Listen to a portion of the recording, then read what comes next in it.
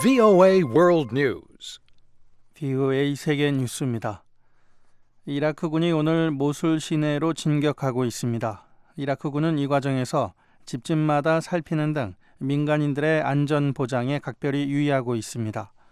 모술 작전이 시작된 뒤 수백 가구는 이미 탈출했지만 남아있는 주민 일부는 집에 백기를 개양하는가 하면 정부군의 승리의 신호를 보내고 있습니다. 모술 동부 고구잘리 지구 주민들은 ISIL로부터 해방된 것을 환영하고 있습니다.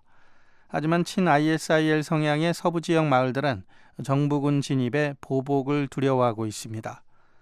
모술 전투를 지휘하고 있는 이라크 대테러 부대와 쿠르드 민병대 간부들은 이제 시가전에 첫 단계에 돌입했을 뿐이라며 앞으로 몇 주간 치열한 전투에 임할 준비가 돼 있다고 밝혔습니다. 미국은 시리아 라카 탈환 작전과 관련해 터키 당국과 터키군의 역할에 대해 논의하고 있다고 애슈턴 카터 미 국방장관이 말했습니다. 카터 장관은 어제 기자회견에서 라카를 포위하고 최종 탈환 임무를 수행할 능력을 갖춘 군대와 함께 곧 진격할 것이라며 터키의 가능한 역할 등에 관해 터키 당국과 논의하고 있다고 밝혔습니다. 카터 장관은 다만 터키와 라카 탈환 문제를 계속 논의하겠지만 미국은 현재 기존 계획에 따라 작전을 진행하고 있다고 덧붙였습니다. 카터 장관의 발언은 터키가 이라크 모술과 유프라데스 방어 작전을 끝낸 뒤 라카 작전을 시작하기 원한다고 밝힌 지 며칠 만에 나온 것입니다. 미국은 팔레스타인과의 분쟁 지역인 동예루살렘에 181호의 신규 주택 건설을 승인한 이스라엘 당국의 조치를 강력히 비난했습니다. 존 커비 미 국무부 대변인은 어제 브리핑에서 미국은 이스라엘의 정착촌 건설에 강력히 반대한다며 그 같은 조치는 한국가 체제를 굳히는 위험이자 팔레스타인과 평화 협상을 하겠다는 이스라엘의 약속에 의문을 갖게 한다고 말했습니다. 이스라엘 정부 대변인은 그러나 동예루살렘 내 정착촌 건설 계획은 지난 2012년에 승인됐던 것이라며 이번 결정은 계획 분담에 관한 기술적인 세부 사항을 위한 것이라고 밝혔습니다.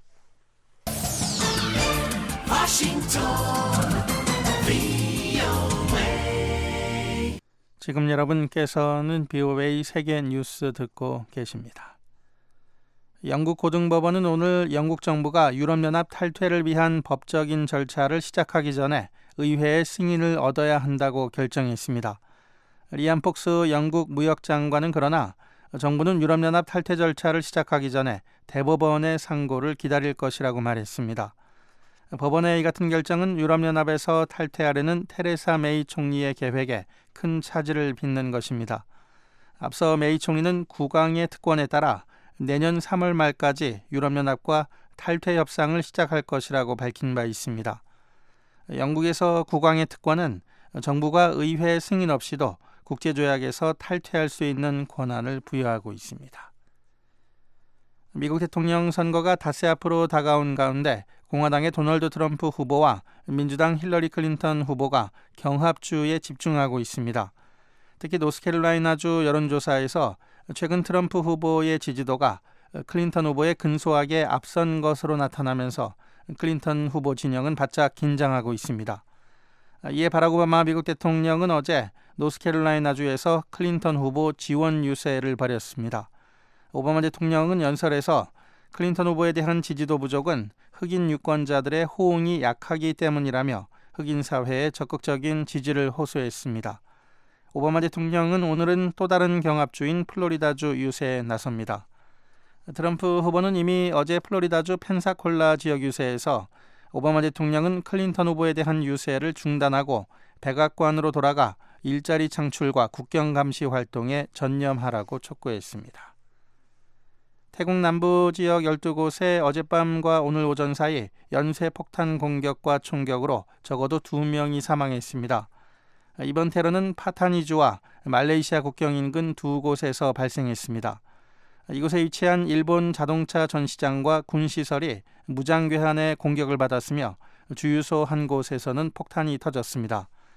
경찰은 자동차 전시장에서 경비원 1명, 군시설에서 군인 1명이 각각 총격을 받고 사망했으며 민간인 등 5명은 부상을 입었다고 밝혔습니다.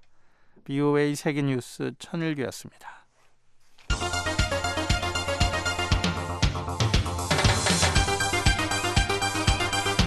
VOA News Today. 여러분 안녕하십니까? 박경주입니다. 11월 3일 목요일 뉴스투데이 3부 시작합니다. 먼저 이 시간 한반도 주요 소식으로 문을 엽니다. 한국군이 미군과 함께 북한 주민이 남쪽으로 대거 유입되는 상황을 가정한 피난민 수용과 지원 훈련을 처음으로 실시했습니다. 1983년 노벨 평화상 수상자인 레흐 바웬사 전 폴란드 대통령은 BOA와의 인터뷰에서 김정은 북한 국무위원장을 향해 무모한 국가 전략을 바꿔야 한다고 지적했습니다. 러시아 고위 관리가 북한과의 경제 협력을 계속 추진하겠다면서 북한에 전력을 공급하는 방안을 다시 언급했습니다. 목요일인 오늘 황해도와 함경남도에는 새벽에 한때 비 또는 눈이 내리겠습니다. 아침 최저 기온은 영하 8도에서 영상 6도, 낮 최고 기온은 영하 5도에서 영상 14도입니다. 바다의 물결은 동해북부 먼바다에서 1.5에서 3m로 높게 일고 그 밖의 해상은 0.5에서 2m로 일겠습니다. 지난달 말 시작된 한국 육군의 호국 훈련이 본격적으로 진행되고 있습니다. 이 한국군이 미군과 함께 북한 주민이 대거 남쪽으로 유입되는 상황에 대비한 훈련을 실시했습니다. 서울에서 한상미 기자가 보도합니다. 한국 해병대는 지난달 29일부터 오는 6일까지 한국 포항 일대에서 실시하는 2016 호국 합동 상륙 훈련에서 북한 피난민 수용과 지원 훈련을 처음으로 실시했다고 3일 밝혔습니다. 이 훈련은 아프가니스탄에서 난민 수용과 지원 활동을 한 경험이 있는 군인 등 130여 명의 미군 작전 전문 요원들도 참가했습니다. 또한 한국군 최초로 도입한 이동 천막형 의무시설을 활용해 환자 분류부터 긴급 환자 응급수술 등 환자 처리 절차를 숙달했습니다. 이를 위해 한국 해군과 해병대는 북한 피난민 수용과 관리, 의료 지원 등 민군 작전을 위한 전담 부대를 최초로 편성해 운용했습니다. 한국 국방부 군비통제차장을 지낸 문성묵 한국국가전략연구원 통일전략센터장의 분석입니다. 대통령이 8.15 경축사하고 국군의 날 기념사에서 북한 주민들에게 남으로 내려오라 그런 얘기를 했잖아요. 만약에 북한 주민들이 많은 인원이 한꺼번에 내려올 경우 과연 우리가 수용할 수 있는 그런 대비가 돼 있느냐는 비판들이 있었는데 처음으로 했다고 하는 것은 이제 본격적으로 그런 상황이 발생할 것에 대한 대비를 실질적으로 하는 의미가 있다고 봐야 되겠죠. 올해 호국 합동 상륙 훈련에선 또 갑판 운반선이 처음으로 운용됐습니다. 갑판 운반선은 17,700톤 규모의 장비와 물자를 실을 수 있어 상륙 돌격 장갑차와 상륙 기동 헬기 등을 동시에 신속하게 투입할 수 있습니다. 또 항만시설이 파괴되거나 접안이 어려운 해안에 공기부양정이나 도하 지원 선박을 활용해 전차와 자주포 등의 장비들을 대량으로 투입시켜 상륙군에 대한 빠른 지원도 가능합니다. 한국 국방부 문상균 대변인의 3일 기자설명회 내용입니다. 이번 연습에서는 우리의 발전된 선박 기술로 건조한 민간 자산을 군사작전에 적용함으로써 한국형 단독 상륙작전 수행 능력을 검증할 예정입니다. 한국 해병대는 이번 훈련에 2,600여 명의 병력과 상륙 돌격 장갑차 36대를 비롯해 K-55 자주포, K-1 전차 등 300여 대의 장비, 그리고 한국 해군의 신형 상륙함 천왕봉함과 세 척의 상륙함, 함정 20여 척 등이 참가했다고 밝혔습니다. 한편 한국 육군은 최신의 K2 흑표 전차를 투입한 적의 진지를 점령하는 공중과 지상 합동 훈련을 진행하고 있습니다. 이 훈련은 K2 전차와 K-21 장갑차, 그리고 항공기가 가상의 북한군이 설치한 반땅크 지탱점을 돌파하는 연습으로 진행됐습니다. 이번 훈련엔 K2 흑표 전차 20대를 포함해 궤도 차량 70여 대가 투입됐으며 육군 항공기도 참여해 실전을 방불케 하는 훈련이 진행 중입니다. K2 흑표 전차가 실전 배치된 이후 대대급 공중과 지상 합동 훈련을 하는 건 이번이 처음이라고 한국 군 당국은 밝혔습니다. 서울에서 VOA 뉴스 한상미입니다.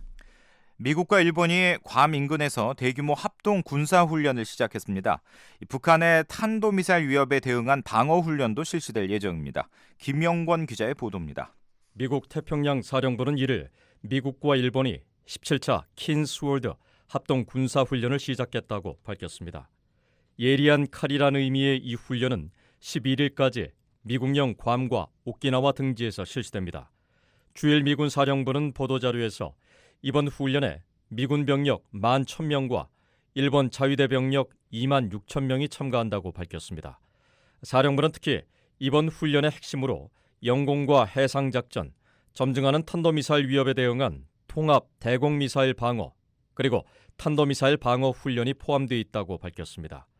이와 관련해 미군 기관지인 성조지는 이를 북한의 최근 미사일 시험 발사와 핵 프로그램 위협에 대응한 탄도미사일 방어 훈련이 집중적으로 실시될 것이라고 전했습니다. 일본 자위대는 이번 훈련에 병력 외에 군용기 260대, 이지스함 등 전함 20척이 참가한다고 밝혔습니다. 주일 미군 사령부는 특히 1986년부터 시작된 이 훈련에서 사상 처음으로 상륙작전을 실시한다고 밝혔습니다. 이는 영유권 분쟁 지역의 도서 방어 강화를 위한 것으로 일본은 해병대 역할을 하는 수륙 기동단의 병력과 무기들을 계속 증강해 왔습니다. 일본 언론들은 일본이 직접 공격을 받지 않더라도 동맹 방어를 위해 군사력을 동원할 수 있도록 한 새 안보법을 가정해 사실상 첫 훈련이 실시된다고 전했습니다. 성조지는 이번 훈련에 양측의 육해 공군과 해병대가 모두 출동한다고 밝혔습니다. 워싱턴의 민간단체인 카네기 국제평화재단의 제임스 셔프 선임연구원은 인터넷 사회 연결망인 트위터에 이번 훈련에 일본의 항공자위대가 사실상 처음 참가한다며 두 나라 간의 진정한 합동 군사훈련이 열린다는 의미라고 설명했습니다. 미군은 아시아태평양 재균형 정책에 따라 일본과 군사 교류와 공동 무기 개발, 합동 훈련을 계속 강화하고 있습니다. VA 뉴스 김영권입니다. 한국 외교부는 연내 개최 여부가 주목되는 한중일 3국 정상회의에 대해서 관련 준비를 일관되게 추진하고 있다고 밝혔습니다. 외교부 조준혁 대변인은 오늘 기자설명회에서 관련 질문에 이같이 말하고 3국 정상회의 연내 개최와 관련한 일본 측 제안에 수용한다는 입장을 전달했으며 중국 측도 공감대를 갖고 일정 협의에 나선 것으로 알고 있다고 밝혔습니다. 올해 한중일 정상회의는 일본이 의장국으로 박근혜 한국 대통령이 이 회의에 참석하기 위해 일본을 방문하면 취임 이후 첫 일본 방문이 됩니다.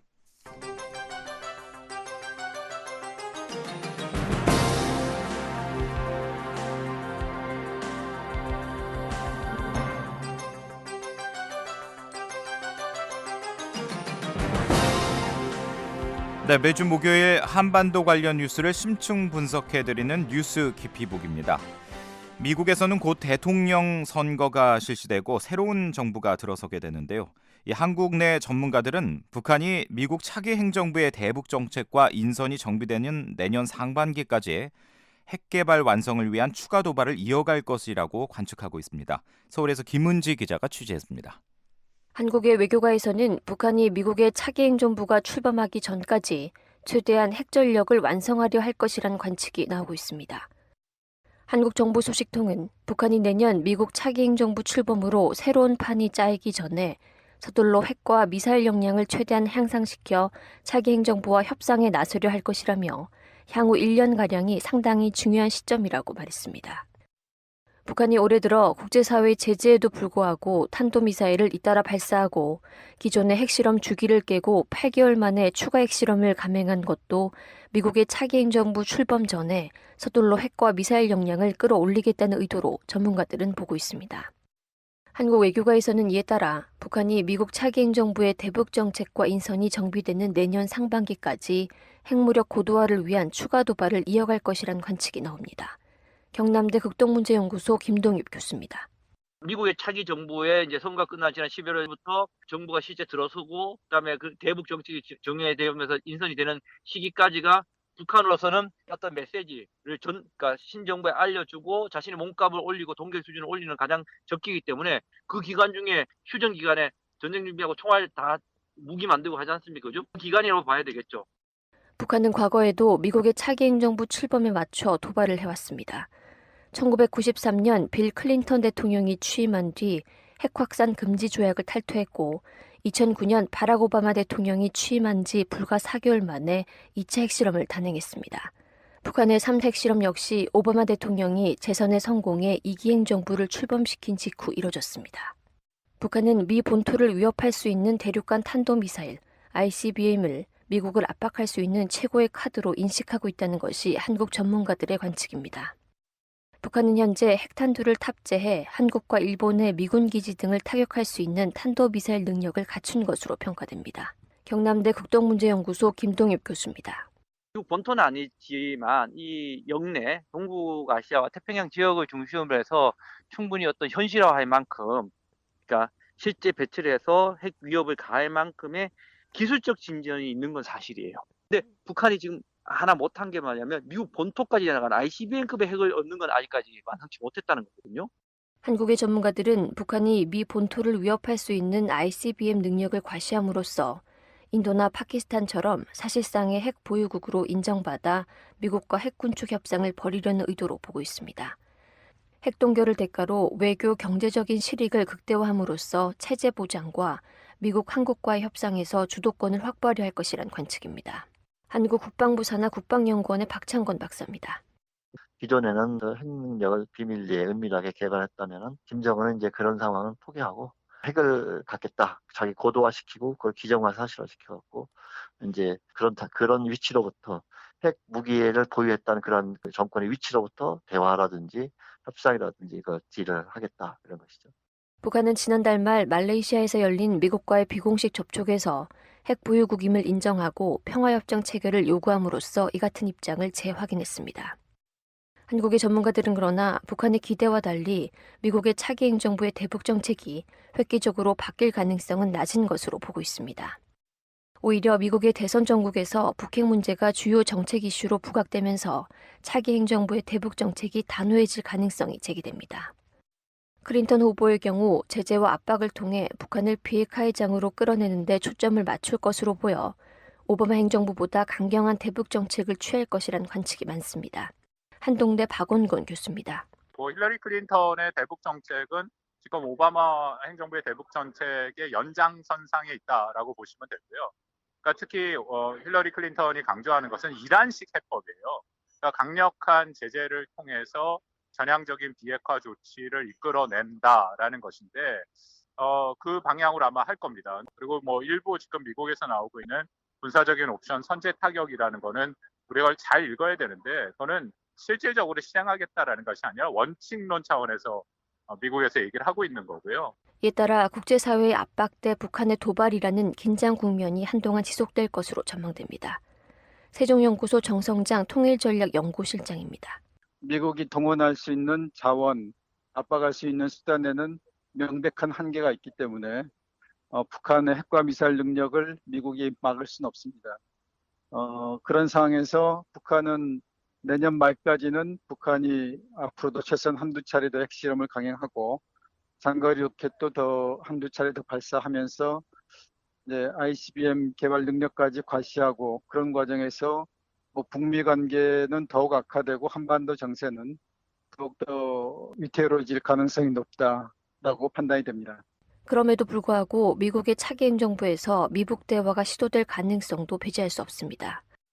클린턴 후보의 경우 국제사회의 제재와 압박에도 불구하고 중국의 대북 지원이 계속되고 북한의 핵무력 고도화가 진행될 경우 미북 대화를 시도할 가능성이 제기됩니다. 트럼프 후보 역시 김정은 국무위원장과 핵 프로그램 중단을 위해서 대화할 용의가 있다고 밝히고 있습니다. 서강대학교 김재천 교수는 미국은 미중 관계와 한반도의 위기관리가 우선이라는 판단이 들 경우 북한과 협상에 나설 가능성이 있다고 전망했습니다. 이에 따라 한국 정부는 대북 제재를 위한 국제사회의 공조를 굳건히 하면서도 제재 국면 이후에 전개될 협상 국면에 미리 대비할 필요가 있다고 김 교수는 말했습니다. 서울에서 VOA 뉴스 김은지입니다. 유엔 총회 제3위원회가 오는 15일 북한 인권 결의안에 대한 표결을 실시할 예정이라고 유엔 주재 유럽연합 대표부가 어제 BOA에 보낸 이메일에서 밝혔습니다. 북한 인권 결의안은 2005년부터 지난해까지 11년 연속 유엔 총회 제3위원회에서 채택됐고 올해도 무난히 채택될 것으로 전망되고 있습니다. 이보다 앞서 유럽연합은 지난 31일 일본과 공동으로 제3위원회에 결의안을 제출했습니다. 올해 결의안은 북한이 핵과 미사일 개발에 투입하기 위해 전용한 자원들이 인도주의 상황과 인권 상황에 미친 영향에 대해 우려를 표시했습니다. 또 북한 노동자들이 해외에 파견돼 강제 노동에 해당하는 여건 아래 착취당하고 있는 데 대해 우려를 표시했습니다. 이 밖에 올해 결의안에는 지난 2014년과 15년에 이어 3년 연속 유엔 안보리가 북한 상황을 국제형사재판소 ICC에 회부하는 방안 등 북한의 인권 침해에 대한 책임을 묻는 적절한 조치를 취할 것을 권고하는 내용이 담겼습니다.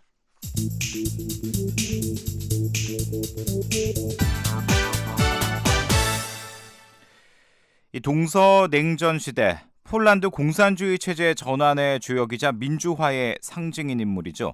레흐 바웬사 전 폴란드 대통령이 국제학술포럼 참석차 한국을 방문했는데요. 이 바웬사 전 대통령은 북한 김정은 국무위원장을 향해 무모한 국가 전략을 바꿔야 한다고 충고했습니다. 서울지국의 김완용 기자가 바웬사 전 대통령을 직접 인터뷰했습니다. 폴란드 공산 정권을 무너뜨린 기폭제였죠. 바웬사 전 대통령님이 주도했던 1980년대 자유연대노조가 만들어진 배경을 간단히 설명해 주시죠. Żyliśmy w komunie, zniewoleni przez Sowietów i kombinowaliśmy, jak tu się wyrwać im. 우리는 공산 정권에 취해 살면서 공산주의를 벗어나는 길을 고민하고 있었습니다. 그러나 실제 공산주의에서 벗어나는데 50년이라는 시간이 걸렸습니다. 이는 자유연대 노조를 만들어 가능할 수 있었습니다. 주위에선 공산주의에서 벗어나기 위해선 전쟁 말고는 방법이 없다는 얘기도 있었지만 우리는 전쟁을 원치 않았습니다. 전쟁 없이 해방될 수 있었던 것은 자유연대 노조를 만들었기 때문이었습니다. 바웬사 전 대통령께서는 당시에 승리를 확신하셨습니까? 만일 그렇다면 승리의 동력은 무엇이었습니까? Otóż byliśmy na to przygotowani psychicznie. 당시 폴란드 공산 정권은 계엄령을 선포하고 탄압했습니다. 그러나 우리는 감금을 당하고 죽음을 당해도 포기하지 않겠다는 신념이 있었습니다. 공산주의를 위해선 결코 일할 수 없다는 신념 말이죠. 단지 문제는 언제 어떻게 움직이느냐 뿐이었습니다. 그렇다고 전쟁은 할 수 없었습니다. 평화적으로 협의할 수 있는 방향으로 유도했고 결국 우린 해냈습니다. 만일 승리에 대해 조금이나마 망설임이 있었다면 성공을 못했을 겁니다. 아시다시피 북한은 사회주의 국가를 표방하며 현대사회에 유례없는 3대 세습 정권이 이어지고 있습니다. 또 핵 개발로 국제 위기를 고조시키고 있습니다. 이런 북한 정권의 행동에 대한 바웬사 전 대통령님의 견해를 말씀해 주시죠. Tak, dziś postępują jak samobójcy. 현재 북한의 행위는 자살 행위입니다. 그들이 지금과 같은 행동을 지속한다면 패배할 것입니다. 이런 시간이 지속된다는 것은 북한에도 나쁜 영향을 줄 것입니다. 다른 나라들도 21세기를 살면서 한 사람에 의해 핵 위협이 가능해지는 이런 어처구니 없는 현실이 얼마나 부끄러운 일인지를 서로에게 알려야 합니다. 전 세계는 평화롭고 통일된 한반도를 원합니다. 한반도의 평화 통일은 세계 평화에 기여할 것입니다. 바웬사 전 대통령님께서 한반도 통일의 중요성을 언급하셨는데요. 왜 통일이 중요하다고 생각하십니까? Zjednoczenie musi nastąpić. Nie ma wyboru, bo taki jest rozwój świata i takie są wyższe. 통일은 선택이 아닙니다. 무조건 이루어져야 합니다. 이는 21세기에 주어진 임무입니다. 통일 반대 세력은 혹독한 벌을 받을 것입니다. 과거라면 분단이 이해되는 측면이 있습니다. 하지만 21세기에선 이해할 수 없는 일이 됐습니다. 유럽을 보십시오. 두 차례의 세계전쟁과 여러 혁명들이 있었지만 지금은 국경을 허물고 하나로 통합돼 잘 살고 있습니다. 21세기는 국경이 각 나라 성장에 걸림돌이 되는 시대입니다. 한반도 통일은 한국은 물론 중국 등 다른 국가들에게도 이익이 될 것입니다. 따라서 다른 국가들도 한반도 통일에 협력해야 합니다. 바웬사 전 대통령님의 경험에 비추어 북한 민주화의 가능성에 대해서는 어떻게 보십니까? 북한에서도 반체제 지도자가 나올 것으로 보십니까? Otóż musicie demokrację podzielić na części. 민주화는 세분화시켜서 진행되어야 합니다. 헌법 등 법률적으로 준비돼야 하고 이를 실행하는 역량과 국민들의 민주화에 대한 인식 등이 모두 고려돼야 합니다. 북한의 경우에도 예외가 될 수는 없습니다. 다만 북한 주민들은 현재 너무 가난한 상황이기 때문에 자유를 위해 적극적으로 투쟁에 나설 수 있는 동력을 가질 수 있을지 의문입니다. 박원사 전 대통령님이 몸으로 싸워 쟁취한 자유가 지금의 북한 사회에 던지는 메시지가 있다면 어떤 말씀을 해주시고 싶으십니까? Potrzebni jesteście światu. Możecie żyć lepiej. 가장 먼저 하고 싶은 말은 세계가 북한 주민들을 필요로 한다는 것입니다. 북한 사람들도 지금보다 훨씬 더 부유하고 자유롭게 살 수 있습니다.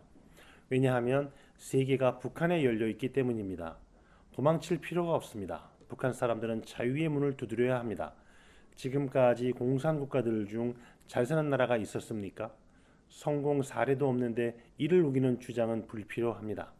자본주의는 불만스러운 부분이 있지만 여러 나라에서 성공했습니다. 자유와 부를 줬습니다. 김정은 북한 국무위원장에게 촉구하고 싶은 말씀이 있으십니까? Więc człowieku, zawracaj szybko z tej drogi. 현재 국가 운영 반영에서 벗어날 수 있었으면 좋겠습니다. 지금의 전략적 아이디어들은 이루어질 수 없는 것들입니다. 왜 국민들을 고통에 빠뜨리고 다른 국가들을 위험하게 만드는지 모르겠습니다. 세계는 전쟁을 원하지 않습니다. 무기 살 돈으로 민생을 살려야 합니다. 어차피 이길 수 없는 전쟁은 그만두라는 겁니다. 전쟁은 지금 무기로도 충분히 가능하지만 우린 이미 많은 전쟁을 치렀습니다. 외부 세계가 김 위원장의 변화를 강요할 수도 있겠지만 김 위원장 스스로 이런 상황을 이해할 수 있는 시간은 아직 있다고 봅니다. 하지만 김 위원장이 우리를 찾아오지 않는다면 세계의 각국이 김 위원장을 찾아가 문을 열도록 계속 두드릴 것입니다. 노벨 평화상 수상자로서 다른 수상자들과 연대해서 한반도의 평화를 위한 메시지를 발표할 의향은 없으신지요? Żadna łaska. Na to dostaliśmy nagrodę pokojową. 노벨 평화상을 받은 이유는 세계 평화를 위한 것입니다. 노벨 평화상 수상자들은 한반도 평화 메시지는 한국이 주도적으로 나서야 한다고 봅니다. 노벨 평화상을 받은 사람들을 한국으로 부르십시오. 평화와 통일의 메시지는 노벨 평화상 수상자들의 의무입니다. 한국 정부가 보다 주도적으로 한반도 평화 통일을 위한 행동에 나서야 한다고 생각합니다. 박원사 전 대통령님, 오늘 말씀 감사합니다. 네, 지금까지 한국을 방문 중인 레흐 바웬사 전 폴란드 대통령을 서울지국의 김한용 기자가 직접 만나 인터뷰했습니다.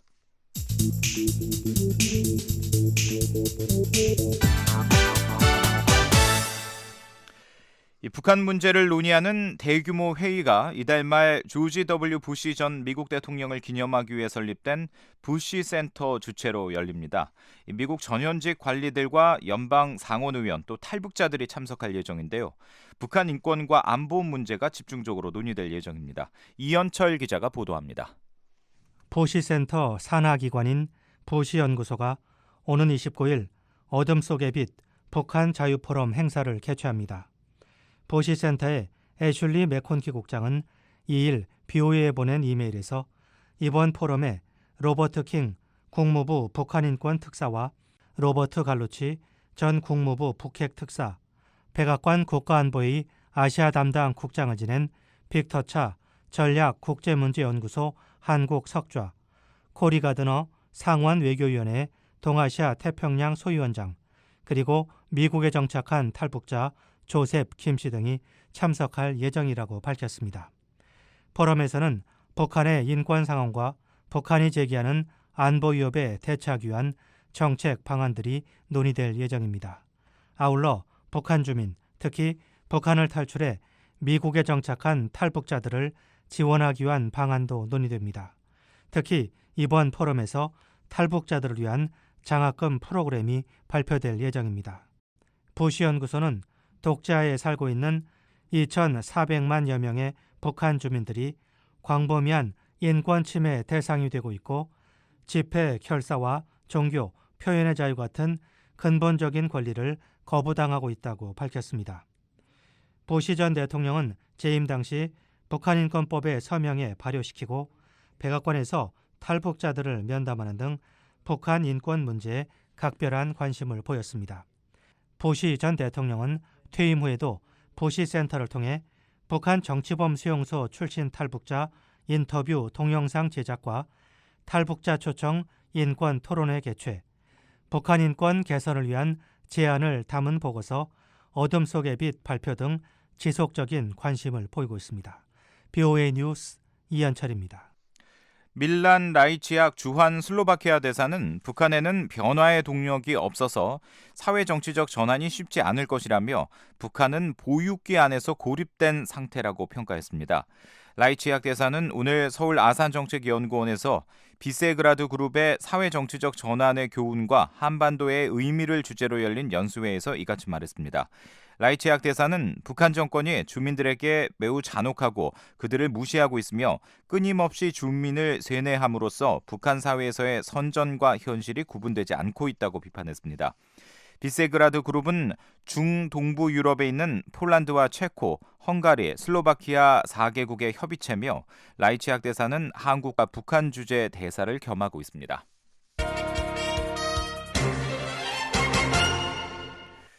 북한이 지난달 중국산 곡물 수입을 크게 늘렸습니다. 김정은 체제가 들어선 이후 월간 쌀 수입액으로는 가장 많은 규모인데요. 김현진 기자의 보도입니다. 북한이 지난 9월 중국산 곡물을 대량 수입한 것으로 나타났습니다.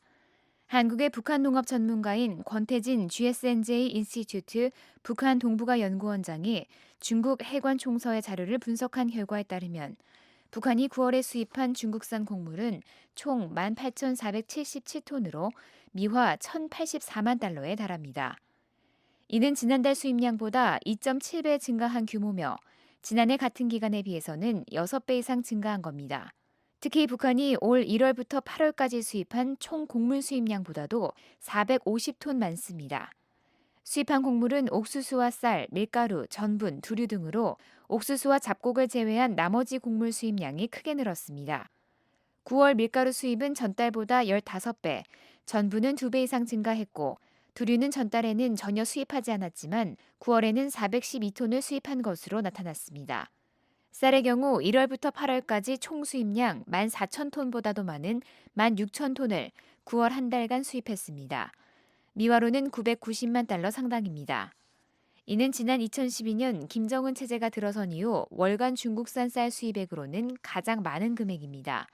김정은 체제 이후 중국산 쌀을 500만 달러어치 이상 수입한 달은 흔치 않았고 지난해의 경우 283만 달러어치가 최고였습니다. 이는 앞서 북한 당국이 올해 중국산 곡물 수입을 대폭 줄여왔던 것과는 대조되는 것입니다. 북한이 올 들어 지난 8월까지 중국에서 수입한 곡물은 총 18,000여 톤으로 지난해 같은 기간에 절반에도 미치지 못했습니다. 권태진 원장은 9월이 전년도에 생산한 쌀 재고가 거의 바닥을 드러낼 시점이기 때문에 가격 안정 차원에서 취한 조치일 것으로 분석했습니다. 지금 이제 쌀 수확을 앞둔 직전 시점이잖아요. 그러니까 이제 쌀 재고가 가장 바닥일 때입니다. 이때가 9월달이. 그러니까 아무래도 이제 이런저런 형식을 통해서 이제 쌀 수급을 맞추려고 애를 쓰긴 했지만은 그것만 가지고는 좀 부족했다. 결국은 어쩔 수 없이 수입을 할 수밖에 없었다. 이렇게 보는 게 맞겠습니다. 한편 북한이 9월 한 달간 중국으로부터 수입한 비료는 772톤으로 지난해 같은 기간보다 73% 증가한 것으로 나타났습니다. 북한이 1월부터 9월까지 중국으로부터 수입한 총 비료량은 15만 7천여 톤으로 지난해에 비해 2배 이상 증가했습니다. BOA 뉴스 김현진입니다. 러시아 고위관리가 북한과의 경제 협력을 계속 추진하겠다는 뜻을 밝혔습니다. 특히 러시아의 대북 전력 공급을 다시 언급해서 주목되고 있는데요. 김정우 기자가 보도합니다. 알렉산드르 갈루슈카 러시아 극동개발부 장관이 1일 북한과의 경제 협력을 계속 추진해 나갈 것임을 거듭 확인했습니다. 갈루슈카 장관은 러시아 리아 노보스티 통신과의 회견에서 특히 북한에 전력을 공급하는 방안을 배제하지는 않는다고 밝혔습니다. 북한과 러시아는 상호 경제 협력 방안의 하나로 지난해 말 전력 협정을 맺은 바 있습니다.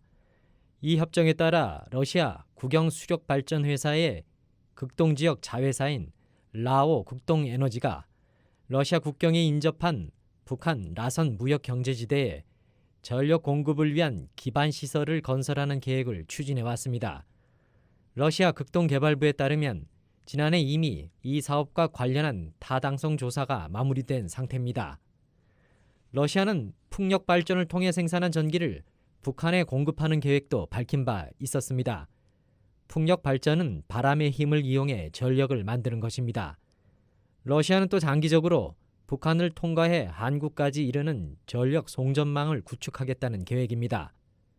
하지만 북한 주재 러시아 대사관에 따르면 올 들어 북한의 잇단 핵실험과 탄도미사일 발사로 강력한 대북 제재가 발동되면서 해당 사업의 추진이 일시 중단됐습니다. 그러나 지난 6월 북한에서 북러협력 실무그룹이 발전 분야 사업을 논의하는 등 해당 계획이 다시 수면 위로 떠올랐습니다. 이와 관련해 갈루슈카 장관은 전력 공급 같은 대북 경제 협력 사업을 중단하지 않겠다는 뜻을 연초부터 지금까지 여러 차례 밝힌 바 있습니다. 러시아는 최근 몇 년 새 교통, 물류, 농업, 노동, 전력 생산 등 다양한 부분에서 북한과 협력 사업을 진행해 왔습니다. 특히 라진 하산 사업으로 대표되는 물류 사업 분야의 교류가 가장 활발하게 진행됐습니다. 라진 하산 사업은 화물을 철도로 러시아 하산에서 북한 라진항으로 운송한 뒤 이를 다시 선박으로 한국에 보내는 삼각 협력 사업입니다. 이 사업은 지난해까지 3차 시범 운송까지 진행된 뒤 한반도 상황이 악화하면서 잠정 중단된 상태입니다. 하지만 러시아 측은 라진 하산 사업의 재개를 한국 측에 요구하고 있습니다. 갈루슈카 장관은 지난 9월 브라디보스톡에서 열린 동방경제 포럼에서 특히 북한을 거쳐 한국에 전력을 공급하는 송전망 연결 사업을 계속 추진할 뜻을 분명히 했습니다. 이를 위해 북한과 러시아의 실무 조직이 정기적으로 접촉하고 있다고 갈루슈카 장관은 전했습니다. VOA 뉴스 김정우입니다.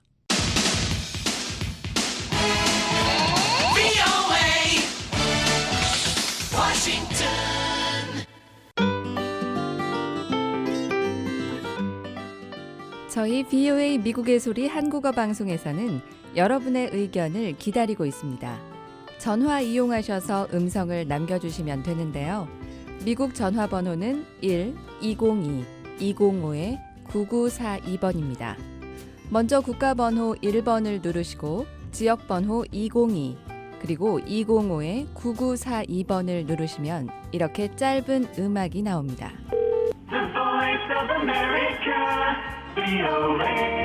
이 소리가 나오면 77번을 누르세요. VOA 미국의 소리 방송입니다. 저희 방송에 의견이 있으신 분들은 메시지를 남겨주십시오. 감사합니다. You reached Voice of America Korean Service. Please leave your message. Thank you. 안내 멘트를 들으신 후에 말씀과 연락처를 남기시면 됩니다. 미국 전화번호 1-202-205-9942번 여러분의 많은 이용 바랍니다.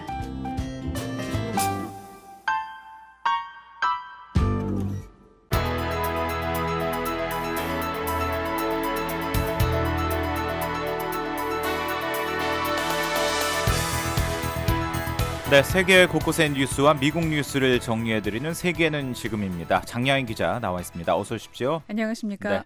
자, 오늘은 어떤 소식이 있습니까? 네, 한국 법무부가요, 오늘 이 박근혜 대통령에 대한 수사를 검토하고 있다고 밝혔습니다.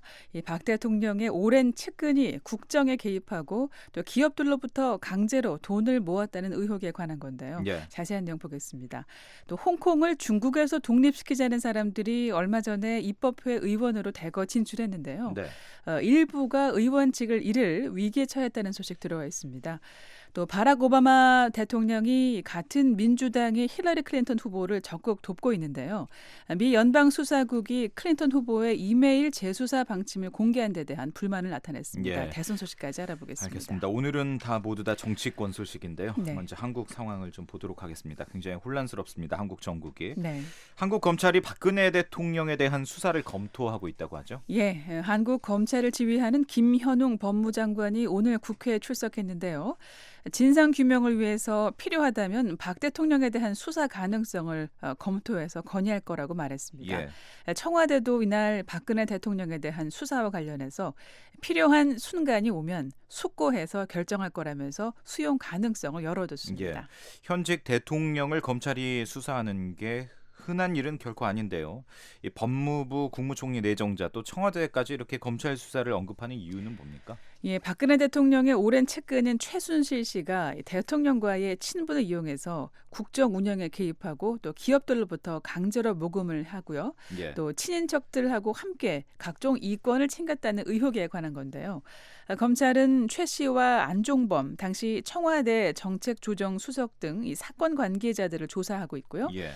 최 씨 조카 장시호 씨를 출국 금지시키는 등 관련 조치를 취하고 있습니다. 또 국가원수인 대통령이 수사 대상이 될 수 있는지는 이 헌법 규정 등과 맞물려서 논란이 되었는데요. 예.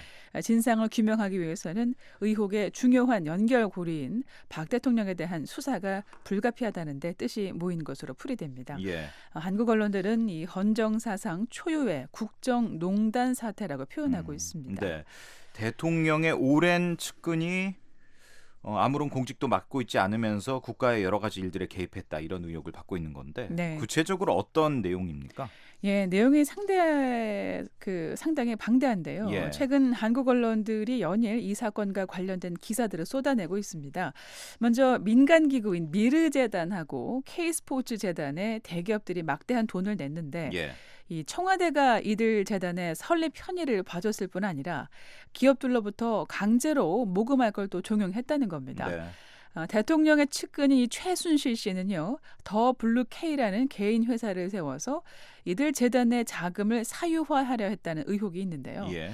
앞서 말씀드린 이 두 재단 운영에 최 씨와 친밀한 광고 감독인 차은택 씨가 관여하면서 김종 당시 문화체육부 차관 등을 통해서 문화, 체육 정책에 개입했다는 의혹도 있습니다. 예.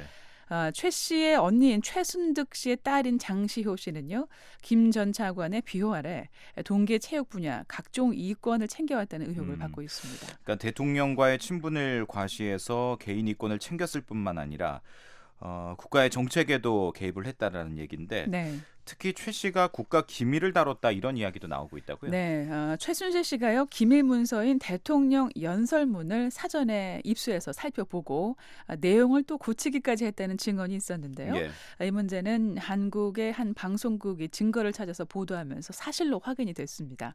결국 박 대통령이 지난주에 최 씨에게 도움을 받은 적이 있다고 의혹을 일부 시인하는 대국민 사과를 했습니다. 예. 이 언론은요, 최 씨가 청와대 민정수석비서관 인사, 문화체육부 인사 등 국정 전반에 관여했다는 의혹을 제기했는데요. 네. 최 씨의 국정 개입 수준도 외교 안보 기밀을 넘어서 예산까지 미친 정황이 밝혀졌습니다. 상황이 이렇게 되자 대통령이 어떤 식으로든 책임을 져야 된다, 이 선으로 물러나야 된다 등등등 여러 가지 주장들이 나오고 있죠. 네, 그렇습니다. 대통령 측근이 친분을 이용해서 국정 요소에 개입한 상황이 파악이 되면서 시민들은 대통령이 스스로 자리를 내놓는 하야를 하거나 예. 국회에서 대통령을 퇴진시키는 탄핵을 추진해야 한다면서 시위를 벌였습니다. 정치권에서는 여당과 야당이 함께 내각을 꾸리는 거국 내각을 만들어서 1년 4개월 정도 남은 박 대통령의 임기 동안 국정을 꾸려야 한다 이렇게 요구를 했는데요. 청와대는 과거 야당이 정권을 잡았던 시절 부총리를 했던 김병준 국민대 교수를 새 총리로 내정하는 개각을 단행하면서 사실상 대통령이 2선으로 퇴진하는 의미가 있다고 설명을 했습니다. 하지만 여론은 개각에 만족하지 못하는 분위기인데요. 또 정치권은 이 박 대통령이 거국 내각 요구를 무시하고 기습 내각, 돌발 내각 개각을 했다면서 반발하고 있습니다. 예. 자, 이런 한국의 혼란스러운 정국에 대해서 외신들은 어떻게 보도를 하고 있습니까? 네, 오늘 미국의 경제 전문 방송인 CNBC는요. 미국 정치가 엉망이라고 생각하는가? 통제불능인 한국 정치를 보라. 이런 제목의 서울발 기사를 전했습니다. 예. 도널드 트럼프 공화당 후보하고 힐러리 클린턴 민주당 후보 사이에 이 막말 공방과 성추문 등 난무하는 미국 대선 때문에 정치에 대한 피로감을 느끼는 사람들한테 한국 정치는 더한 면모를 보여주고 있다 이렇게 꼬집은 건데요. 예. 또 일본과 중국 언론들은 1970년대 박 대통령 아버지인 박정희 전 대통령 재임 시절부터 이어진 이 최순실 씨 일가와 대통령의 그 인연을 소개하면서 시민들의 대통령 하야 촉구 시위를 연일 비중 있게 전하고 있습니다. 예, 현직 대통령이 검찰의 수사를 받는 초유의 사태가 일어날 수도 있고요. 네. 또 여러 가지 앞으로 지켜봐야 할 엄중한 상황들이 많은 것 같은데 앞으로 파장이 상당히 길고 강력할 것 같습니다. 네, 그렇습니다. 일단 정치 구도가 크게 변하게 될 것은 분명해 보입니다. 예. 박 대통령이 새 총리를 지명하면서 내치에 대한 상당한 권한을 줬다는 입장을 청와대가 밝혔기 때문인데요. 내년 12월로 예정된 그 대선 국면도 크게 흔들리는 중입니다. 예. 올해 말로 임기를 마치는 이 반기문 유엔 사무총장이 내년 초 귀국해서 집권당인 새누리당의 대통령 후보로 나설 거란 전망이 또 지배적이었는데요. 예. 여당 인기가 이렇게 급락하면서 반 총장 지지율도 크게 떨어졌습니다. 이에 반해서 야당에서는 문재인 전 더불어민주당 대표를 비롯한 대선 주자들의 지지율이 또 반등했습니다. 네, 이번에는 홍콩 소식 알아보겠습니다. 홍콩 독립파 정치인들 의원직을 잃을 위기에 처했다라는 소식이 있군요. 네, 지난 9월 실시된 홍콩의 의회 격인 입법회 선거에서요. 홍콩을 중국에서 독립시키자고 주장하는 인사들을 포함한 자치파가 의결권에 필요한 과반수를 확보하면서 대거 진출했는데요. 예.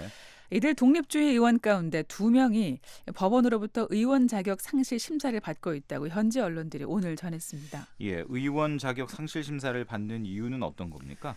새로운 의회가 출범하는 지난달 12일 선서식에서 큰 소동이 있었습니다. 예. 독립주의자인 바조렁 의원하고 야우 와이칭 의원이 선서식 규정을 지키지 않고 홍콩은 중국이 아니다라고 적힌 현수막을 몸에 두르고 예. 중국 정부를 향해서 욕설을 내뱉는 등 예상 밖의 행동을 해서 그 의사당 보원 요원들의 제지를 받았는데요. 예. 이 와중에 친중국 의원들하고 독립주의 의원들 사이에서 몸싸움이 벌어지면서 네. 본회의장 일대 소란이 있었고요. 입법회 당국은 이 소란의 원인을 제공한 두 의원에 대한 의원 자격 심사를 홍콩 고등법원에 의뢰했습니다. 예, 이 두 의원의 이러한 행동들이 의원 자격을 잃게 할 만큼의 그런 일인가 이런 부분에 대해서 이제 심사를 진행을 하겠군요. 네. 그런데 이것과 별도로 중국 정부도 이 해당 의원들을 퇴출시킬 방안을 모색하고 있다고요? 네, 그렇습니다. 홍콩 고등법원의 의원 자격 상실 심사는요. 결론이 날 때까지 최장 1년의 시간이 필요한데요. 예. 그 전에 중국 정부가 해당 의원들을 입법회에서 퇴출시킬 수도 있다고 현지 언론들이 전망하고 있습니다. 최근 막을 내린 중국 공산당 18기 중앙위원회 6차 전체회의 6중전회에서 당 지도부가 홍콩 독립주의 의원들에 대한 대처 방안을 논의한 걸로 알려졌는데요. 예. 이 홍콩 신문인 사우스 차이나 모닝 포스트가요. 당 지도부가 독립주의 의원들의 행동에 대해서 크게 분노했다고 적었습니다. 예. 이에 따라서 중국 전국인민대표자회의 상무위원회가 이 홍콩 기본법 유권 해석을 통해서 이들에 대한 의원 자격 상실을 법원 판결 전에 선언할 수도 있을 전망입니다. 예.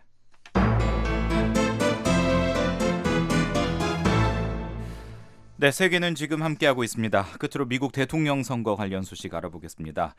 자, 이제 그야말로 대통령 선거가 코앞으로 다가왔는데요. 오바마 대통령, 같은 민주당의 힐러리 클린턴 후보를 적극적으로 지원하고 있는 그런 모습이군요. 네, 그렇습니다.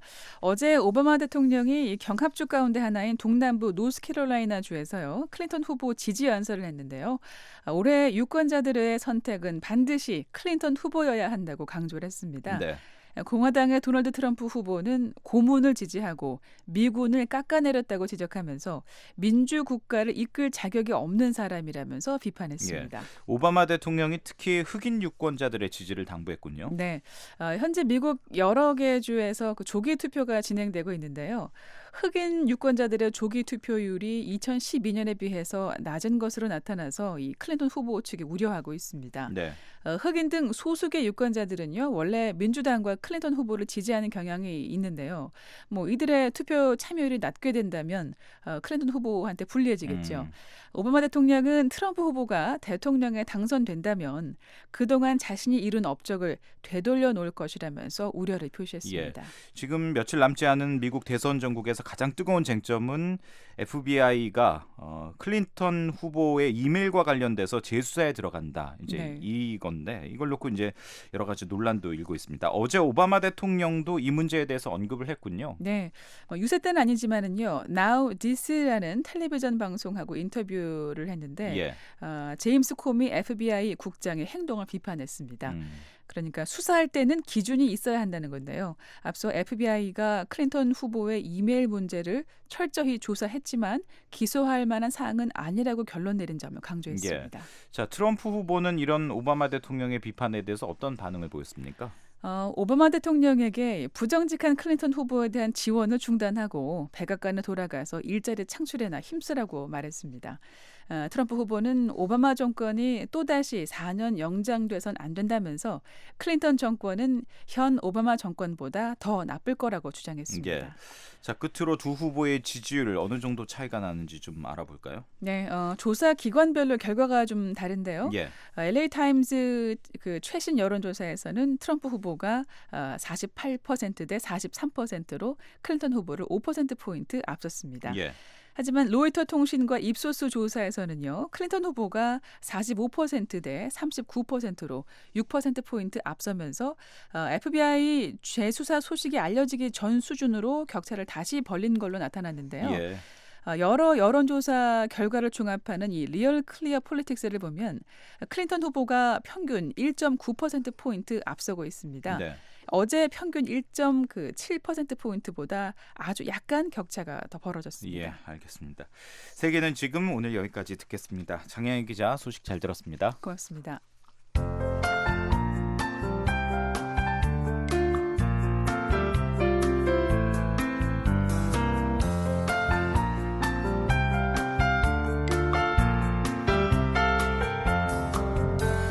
네, 한국기상청 제공 북한 날씨입니다. 금요일인 내일 북한은 대체로 흐리고 황해도와 평안도, 함경남도는 오후부터 밤 사이에 비가, 또 북부 산간은 오전까지 눈 또는 비가 올 것으로 보입니다. 아침 최저 기온은 영하 4도에서 영상 9도, 낮 최고 기온은 3도에서 영상 17도입니다. 바다의 물결은 0.5에서 2.5m로 일겠습니다. 평안남도와 평안북도 내일 대체로 흐린 가운데 일부 지역에서는 비나 눈이 올 것으로 보입니다. 안주와 양덕, 구성, 휘천에는 오후에 비가 내리고 중강 강계는 오전 한때 비 또는 눈이 내릴 것으로 보입니다. 평양 아침 기온은 7도, 낮 기온 16도, 양덕 아침에는 2도, 낮 기온 15도, 수풍 아침에는 5도, 낮 기온은 14도고요. 강계 아침 기온 0도, 낮 기온은 10도가 예상됩니다. 황해도 역시 흐리고 구름이 많습니다. 신계 지역에 오후에 한때 비가 내릴 것으로 보입니다. 해주 아침 기온 8도, 낮 기온 16도, 신계 아침에는 3도, 낮에는 16도로 오늘보다는 조금 높습니다. 함경남도와 함경북도 대체로 흐린 가운데 장진, 장전 저녁에 비나 눈이 내리고 해산과 웅지, 삼지연은 오전 한때 눈 소식이 있습니다. 삼지연 아침 기온 영하 4도, 낮에는 3도가 예상됩니다. 동해북부 해상 오후에 비나 눈이 내리고요. 그 밖의 지역은 대체로 흐릴 것으로 보입니다. 바다의 물결은 0.5에서 2.5m 사이입니다. 네, 지금까지의 날씨였습니다. 11월 3일 목요일 뉴스투데이 3부 마칠 시간인데요. 잠시 뒤에는 세계 뉴스가 이어집니다. 여기는 미국의 수도 워싱턴이고요. 저는 박형주였습니다. 오늘도 함께해 주신 여러분 고맙습니다. 편안한 밤 보내십시오. VOA World News. VOA 세계 뉴스입니다. 이라크군이 오늘 모술 시내로 진격하고 있습니다. 이라크군은 이 과정에서 집집마다 살피는 등 민간인들의 안전 보장에 각별히 유의하고 있습니다. 모술 작전이 시작된 뒤 수백 가구는 이미 탈출했지만 남아있는 주민 일부는 집에 백기를 개양하는가 하면 정부군의 승리의 신호를 보내고 있습니다. 모술 동부 고구잘리 지구 주민들은 ISIL로부터 해방된 것을 환영하고 있습니다. 하지만 친ISIL 성향의 서부 지역 마을들은 정부군 진입에 보복을 두려워하고 있습니다. 모술 전투를 지휘하고 있는 이라크 대테러 부대와 쿠르드 민병대 간부들은 이제 시가전의 첫 단계에 돌입했을 뿐이라며 앞으로 몇 주간 치열한 전투에 임할 준비가 돼 있다고 밝혔습니다. 이라크군이 이슬람 순위파 무장 조직 ISIL이 장악하고 있는 모술 탈환 작전에 나서고 있는 가운데 ISIL 지도자 아부 바크르 알 바그다디는 자신들의 승리를 확신했습니다. 알 바그다디는 오늘 ISIL 선전 매체인 알 푸르칸에 발표한 육성 녹음에서 이번 전쟁은 오직 우리의 신앙과 신의 의지, 승리의 서막이라는 확신을 고취시킬 뿐이라고 주장했습니다. 알 바그다디는 또 자칭 이슬람 제국의 모든 사람들, 특히 전사들에게 적과 대면할 때 약해지지 않도록 조심하라고 당부했습니다.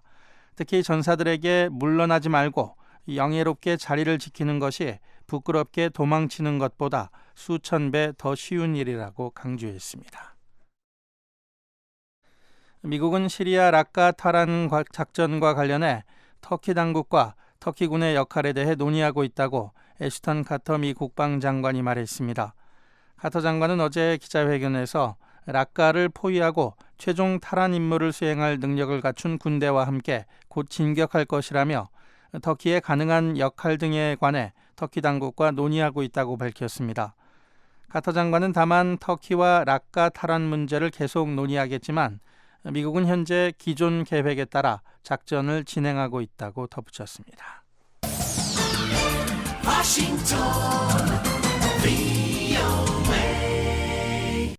지금 여러분께서는 VOA 세계 뉴스 듣고 계십니다. 미국은 팔레스타인과의 분쟁 지역인 동예루살렘에 181호의 신규 주택 건설을 승인한 이스라엘 당국의 조치를 강력히 비난했습니다. 존 커비 미 국무부 대변인은 어제 브리핑에서 미국은 이스라엘의 정착촌 건설에 강력히 반대한다며 그 같은 조치는 한 국가 체제를 굳히는 위험이자 팔레스타인과의 평화 협상을 하겠다는 이스라엘의 약속에 의문을 갖게 한다고 말했습니다. 이스라엘 정부 대변인은 그러나 동예루살렘 내 정착촌 건설 계획은 지난 2012년에 승인됐던 것이라며 이번 결정은 계획 분담에 관한 기술적인 세부 사항을 위한 것이라고 밝혔습니다. 이스라엘은 지난 1967년 전쟁으로 요르단강 서안 지구를 장악했으며 그 뒤 모든 예루살렘 지역을 통합했습니다. 이스라엘은 이를 근거로 자국의 안전 보장을 위해 정착촌을 건설할 권한이 있다고 주장하고 있습니다.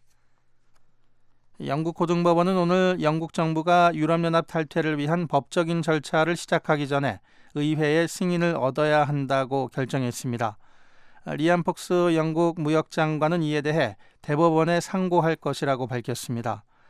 고등법원의 이 같은 결정은 유럽연합에서 탈퇴하려는 테레사 메이 총리의 계획에 큰 차질을 빚는 것입니다. 앞서 메이 총리는 국왕의 특권에 따라 내년 3월 말까지 유럽연합과 탈퇴 협상을 시작할 것이라고 밝힌 바 있습니다. 영국에서 국왕의 특권은 정부가 의회 승인 없이도 국제조약에서 탈퇴할 수 있는 권한을 부여하고 있습니다. 태국 남부 지역 12곳에 어젯밤과 오늘 오전 사이 연쇄 폭탄 공격과 총격으로 적어도 2명이 숨졌습니다. 이번 테러는 파타니주와 말레이시아 국경 인근 두 곳에서 발생했습니다. 이곳에 위치한 일본 자동차 전시장과 군시설이 무장괴한의 공격을 받았으며 주유소 한 곳에서는 폭탄이 터졌습니다. 경찰은 자동차 전시장에서 경비원 1명, 군사시설에서 군인 1명이 각각 총격을 받고 사망했으며 민간인 등 5명은 부상을 입었다고 밝혔습니다. VOA 세계뉴스 천일규였습니다. 지금까지 여러분께서는 VOA 한국어 저녁 방송을 들으셨습니다. VOA 한국어 저녁 방송은 저녁 7시 30분부터 11시 30분까지 4시간 동안 중파 1188kHz를 통해 들으실 수 있습니다. 또 밤 8시 30분부터 9시 30분까지 1시간 동안은 단파 7460kHz와 9490kHz로 들으실 수 있습니다.